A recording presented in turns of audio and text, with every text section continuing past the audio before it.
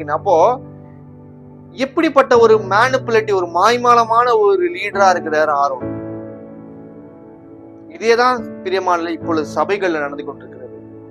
சபைகள்ல இருக்க ஊழியர்கள், போதகர்கள், ஆவிக்குரிய தகப்பன் என்று சொல்லிக் கொள்கிறவர்கள் என்ன செய்கிறார்கள்?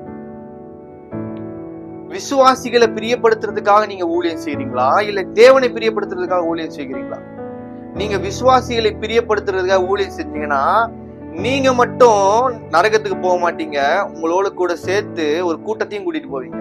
உங்களுடைய தப்பான ஒரு டிசிஷன்னால, ஒரு தப்பான லீடர்ஷிப்னால நீங்க எடுக்கிற தப்பான டிசிஷன்ஸ் என்ன ஆகும்னா அவர்களையும் பாதாளத்துக்கு கொண்டு போய் விட்டுடும்.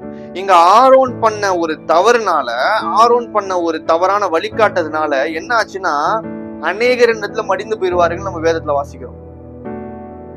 இததான் நம்முடைய ஊழியக்காரங்க பண்ணிட்டு இருக்காங்க பிரியமானவர்களே.